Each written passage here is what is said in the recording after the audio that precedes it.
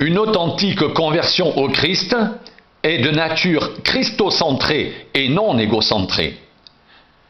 Vous scrutez les Écritures parce que vous pensez acquérir par elles la vie éternelle. Ce sont elles qui rendent témoignage à mon sujet et vous ne voulez pas venir à moi pour avoir la vie éternelle. Jean 5, 39, 40. Religieux, agnostiques et athées de diverses obédiences, imprégnés d'une culture matricielle viciée par le péché, abordent invariablement les Écritures bibliques par le biais d'une grille de lecture réductionniste et confusionniste, d'un prisme conscientiel empirique sur fond d'une archéo-psyché atavique. Clichés, préjugés, stéréotypes divers interviennent systématiquement dans l'approche des textes, générant de nombreuses et multiples distorsions sémantiques et dissonances cognitives préjudiciables à l'éclosion et au développement de la véritable foi salvatrice, ainsi qu'à une authentique et réelle connaissance du seul vrai Dieu, créateur et rédempteur. Il nous a aussi rendus capables d'être ministres d'une nouvelle alliance, non de la lettre, mais de l'esprit, car la lettre tue, mais l'esprit vivifie. 2 Corinthiens 3,6. Jésus dit, « Laissez venir à moi les petits enfants, et ne les en empêchez pas, car le royaume de Dieu est pour ceux qui leur ressemblent. Je vous le dis en vérité, quiconque ne recevra pas le royaume de Dieu comme un petit enfant n'y entrera point. » Marc 10, 14, 15. Combien d'interprétations abusives et erronées des textes révélés ont-elles été élaborées au cours des siècles avec interférence de mécanismes défensifs, de rationalisation secondaire, d'auto-justification, d'auto-légitimation aux seules fins de préservation d'un moi pourtant intrinsèquement transgresseur, égo, ethno, anthropocentré, idolâtre, criminogène, mortifère et cependant en si urgent et immense besoin de pardon et de salut. Combien également d'attitudes, conduites et comportements de résistance psychique anti-pneumatique au changement radical de nature et de vie voulu par Dieu et accordé par régénération et recréation intégrale de l'être sur le modèle du Christ rédempteur, n'ont-elles pas constitué pour des multitudes d'hommes et de femmes au cours de l'histoire du salut un obstacle prohibitif d'une intégration au royaume de Dieu et à l'incorporation à la famille divine avec Dieu pour Père? Jésus appela les disciples et dit, « Vous savez que les chefs des nations les tyrannisent et que les grands les asservissent. Il n'en sera pas de même au milieu de vous, mais quiconque veut être grand parmi vous, qu'il soit votre serviteur, et quiconque veut être le premier parmi vous, qu'il soit votre esclave. C'est ainsi que le Fils de l'homme est venu non pour être servi, mais pour servir et donner sa vie comme la rançon de plusieurs. » Matthieu 20, 25, 28. Si quelqu'un veut venir après moi, qu'il renonce à lui-même, qu'il se charge de sa croix et qu'il me suive. Car celui qui voudra sauver sa vie la perdra, mais celui qui la perdra à cause de moi la trouvera. Et que servirait-il à un homme de gagner tout le monde s'il perdait son âme? Ou que donnerait un homme en échange de son âme? Car le Fils de l'homme doit venir dans la gloire de son Père avec ses anges, et alors il rendra à chacun selon ses œuvres. Matthieu 16, 24, 27. Celui qui aime son père ou sa mère plus que moi n'est pas digne de moi, et celui qui aime son père ou sa fille plus que moi n'est pas digne de moi. Celui qui ne prend pas sa croix et ne me suit pas n'est pas digne de moi. Matthieu 10, 37, 38.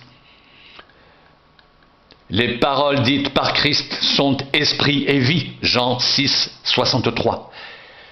Le but fondamental d'une approche et d'une assimilation fructueuse de l'information divine, signifiante, structurante et édifiante, réalisable sous la seule motion du Saint-Esprit, n'est certainement pas l'acquisition d'une bulle hyper-inflationniste, psychique, de sciences bibliques complexes, mais bien une connaissance et une conscience vivante, pneumatique de la personne et de l'œuvre de Jésus-Christ dans l'être intérieur.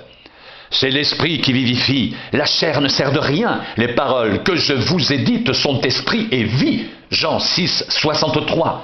C'est par révélation que j'ai eu connaissance du mystère sur lequel je viens d'écrire en peu de mots. En les lisant, vous pouvez vous représenter l'intelligence que j'ai du mystère de Christ. Éphésiens 3, 3, 4. Vous n'avez point reçu un esprit de servitude pour être encore dans la crainte, mais vous avez reçu un esprit d'adoption par lequel nous crions « Abba, Père !» L'Esprit lui-même rend témoignage à notre esprit que nous sommes enfants de Dieu. Romains 8, 15, 16.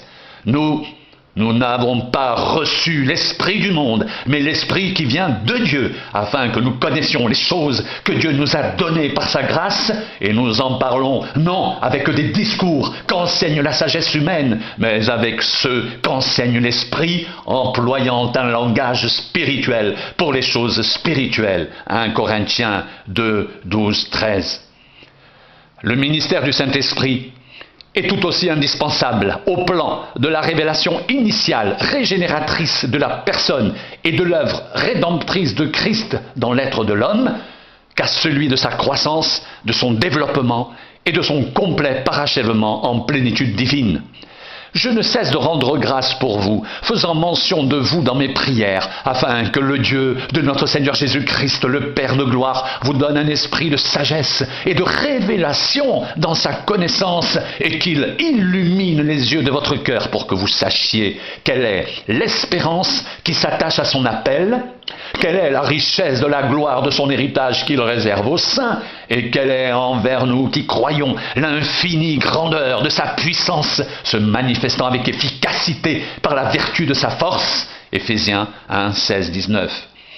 Je fléchis les genoux devant le Père, duquel tire son nom toute famille dans les cieux et sur la terre, afin qu'il vous donne, selon la richesse de sa gloire, d'être puissamment fortifié par son esprit dans l'homme intérieur, en sorte que Christ habite dans vos cœurs par la foi, afin qu'étant enraciné et fondé dans l'amour, vous puissiez comprendre avec tous les saints quelle est la largeur, la longueur, la profondeur et la hauteur, et connaître l'amour de Christ qui surpasse toute connaissance, en sorte que vous soyez remplis jusqu'à toute la plénitude de Dieu. Éphésiens 3, 14, 19. Le divin processus de repentance, conversion et régénération de l'homme constitue un événement spirituel total par lequel celui-ci, conduit par l'Esprit, dans une compréhension intérieure du dessein d'amour salvifique de Dieu en Jésus-Christ, vit un bouleversement complet de sa conception et de sa représentation de Dieu et du monde, tout en découvrant son implantation dans le royaume de Dieu, son établissement dans la condition de participant de la nature divine, sa constitution dans la filiation eschatologique, sa nouvelle position d'enfant de Dieu dans la maison du Père, la famille éternelle de Dieu. Foi biblique, orthodoxie, orthonomie et orthopraxie. La confession de la foi, en tant qu'expression d'inconditionnelle et entière adhésion au contenu de la révélation et d'incontournable préalable à toute transformation rédemptrice et bouleversement conscientiel, ne peut être qu'exclusivement christo-référencée, puisqu'exclusivement causée par le Christ rédempteur seul. Corrélée au Christ, elle déclare et proclame avec force son indéfectible et indissoluble union au Rédempteur, avec en parallèle son implacable rejet des faux seigneurs, des faux dieux, usurpateurs et imposteurs démoniaques, des idolâtries pseudo-messianiques, faux messianisme politico-religieux séculariste et autres polymorphiques, substituts dolosifs et frauduleux à la seule, unique, suprême et hégémonie, souveraineté du Dieu créateur et sauveur, venu en chair, manifesté en Jésus-Christ, le Dieu véritable et la vie éternelle. 1 Timothée 3,16, 1 Jean 5, 21. On raconte à notre sujet quel accès nous avons eu auprès de vous et comment vous vous êtes convertis à Dieu en abandonnant les idoles pour servir le Dieu vivant et vrai et pour attendre des cieux son Fils qu'il a ressuscité des morts, Jésus, qui nous délivre de la colère à venir. 1 Thessaloniciens 1, 9, 10. Je suis jaloux de vous, d'une jalousie de Dieu, parce que je vous ai fiancé un seul époux pour vous présenter à Christ comme une vierge pure. Toutefois, de même que le serpent séduisit Ève par sa ruse, je crains que vos pensées ne se corrompent et ne se détournent de la simplicité à l'égard de Christ. 2 Corinthiens 11, 2, 3. La foi biblique n'est pas une croyance relativiste, éclectique, syncrétique, une expérience religieuse émotionnelle, un état d'infraconscience charnelle, surcompensé, sublimé, ou une attitude pathologique de fuite devant le réel, mais une assurance et une certitude de l'être fondée sur une parole référentielle et fondatrice de Dieu, révélant sa volonté et ses desseins aux hommes, les appelant à participer à sa nature divine par repentance, conversion et réception du don de la vie de Christ, à s'engager à sa suite, endosser ses exigences spirituelles et s'impliquer comme co-ouvrier dans le champ d'application et de réalisation de son éternel et divin plan. Vous annulez fort bien la parole de Dieu au profit de votre tradition. Hypocrite! Ésaïe a bien prophétisé sur vous quand il a dit « Ce peuple m'honore des lèvres, mais son cœur est éloigné de moi. C'est en vain qu'il m'honore en enseignant des préceptes qui sont des commandements d'hommes. » Matthieu 15, 6, 9. L'enseignement divin condamne catégoriquement tout verbalisme et apparence trompeuse de conversion. La foi authentique ne consistant pas en de vaines formulations abstraites, formelles ou émotionnelles, déclarations d'intention, effets d'annonce, pétitions de principe, en pratique psychique, ritualiste, obscurantiste, faite de liturgie, incantation et conjuration, autant de restitutions inconscientes de conditionnements et programmes, comportementalistes, égaux, ethno, anthropocentriques, aliénants, inoculés et introjectés, hors de toute réflexion analytique, critique et christo-référencée. Examinez-vous vous-même pour savoir si vous êtes dans la foi. Éprouvez-vous vous-même. Ne reconnaissez-vous pas que Jésus-Christ est en vous, à moins peut-être que vous ne soyez réprouvés, mais j'espère que vous reconnaîtrez que nous ne sommes pas réprouvés. 2 Corinthiens 13, 5, 6. Pour ce qui me concerne, loin de moi la pensée de me glorifier d'autre chose que de la croix de notre Seigneur Jésus-Christ, par qui le monde est crucifié pour moi, comme je le suis pour le monde, car ce n'est rien que d'être circoncis ou incirconcis, ce qui est quelque chose, c'est d'être une nouvelle créature. Galates 6, 14, 15. Conception, représentation erronée de la foi et jugement critique et implacable du Christ. Il n'est pas qu'une simple différence de degré ou de variante, mais une abyssale différence de nature entre les religions de l'âme, psyché, et la vie de l'esprit, pneuma. La foi néo-testamentaire se situant en radicale stratégie de fracture, rupture avec les légères, superficielles et vaines doctrines et pratiques des religions de blanchiment des actions transgressives de l'humanité proto-adamique séparée de Dieu et perdue loin de lui depuis la crise générique de désobéissance historiquement perpétrée en Éden. Ignorez-vous que nous tous, qui avons été baptisés en Jésus-Christ, c'est en sa mort que nous avons été baptisés. Nous avons donc été ensevelis avec lui par le baptême en sa mort, afin que comme Christ est ressuscité des morts par la gloire du Père, de même nous aussi, nous marchions en nouveauté de vie. En effet, si nous sommes devenus une même plante avec lui par la conformité à sa mort, nous le serons aussi par la conformité à sa résurrection, sachant que notre vieil homme a été crucifié avec lui, afin que le corps du péché fût détruit, pour que nous ne soyons plus esclaves du péché, car celui qui est mort est libre du péché. Romains 6, 3, 7.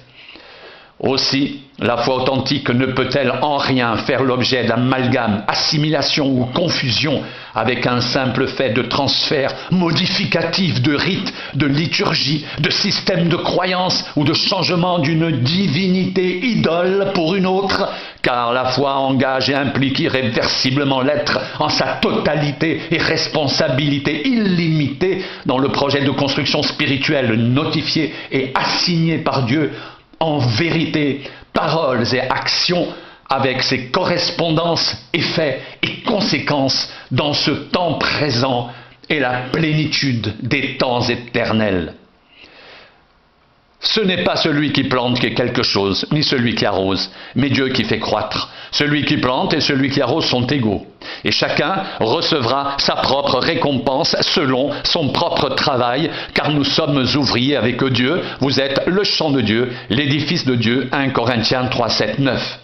Jésus, rappelant et confirmant une critique déjà antérieurement émise par les prophètes de l'Ancienne Alliance, dénonce énergiquement les invocations de son nom par des candidats quelque peu velléitaires utilitaire aux seules fins d'un salut utilitariste et égocentrique. La mise en garde de Jésus à ce sujet est catégorique. L'intégration et l'incorporation dans le royaume de Dieu ne dépendent pas uniquement de l'orthodoxie et de la conviction d'une confession de foi, ainsi que de la reconnaissance de l'autorité suprême et de la seigneurie universelle du Christ, car ce qui importe par-dessus tout, c'est la nature profonde et la qualité réelle de la relation au Seigneur en procédant. Aussi Jésus donne-t-il les critères respectifs d'une telle relation de qualité, caractérisée par une obéissance de cœur à la souveraine volonté du Père, l'existence d'une conscience éthique structurante, la pratique par anticipation en ce temps intermédiaire de la grâce des valeurs surnaturelles du règne de Dieu déjà présent dans l'Ecclésia, mais encore en attente de sa manifestation visible finale. Pourquoi m'appelez-vous Seigneur, Seigneur, et ne faites-vous pas ce que je dis ? Je vous montrerai à qui est semblable tout homme qui vient à moi entend mes paroles et les met en pratique. Il est semblable à un homme qui, bâtissant une maison, a creusé profondément et a posé le fondement sur le roc. Une inondation est venue et le torrent s'est jeté contre cette maison sans pouvoir l'ébranler parce qu'elle était bien bâtie. Mais celui qui entend et ne met pas en pratique est semblable à un homme qui a bâti une maison sur la terre sans fondement. Le torrent s'est jeté contre elle. Aussitôt elle est tombée et la ruine de cette maison a été grande. Luc 6, 46, 49.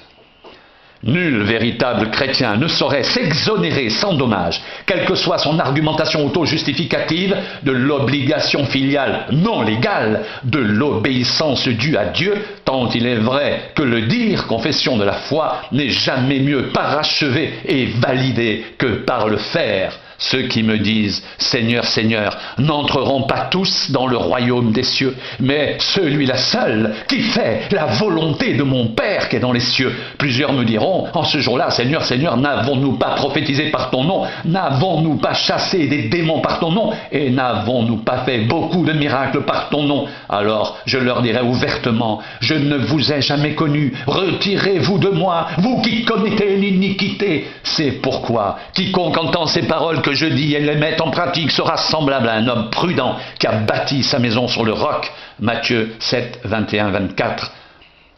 Ni amnésique, ni apraxique, mais identitairement déterminé, résolu, ferme et fort dans le Seigneur. Mettez en pratique la parole et ne vous bornez pas à l'écouter en vous trompant vous-même par de faux raisonnements, par sophisme ou paralogisme.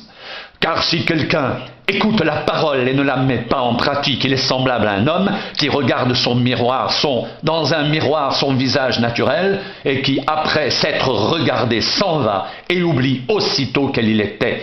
Mais celui qui aura plongé les regards dans la loi parfaite, la loi de la liberté, et qui aura persévéré, n'étant pas un auditeur oublieux, mais se mettant à l'œuvre, celui-là sera heureux dans son activité. Jacques 1, 22, 25. Oui, celui-là sera heureux dans ses initiatives, plans, actions et activités, réalisations et accomplissements spirituels générés et finalisés sous l'exclusive motion du Saint-Esprit au seul service de son Sauveur, Seigneur et Maître pour l'intégral accomplissement de son impérative, souveraine, divine volonté.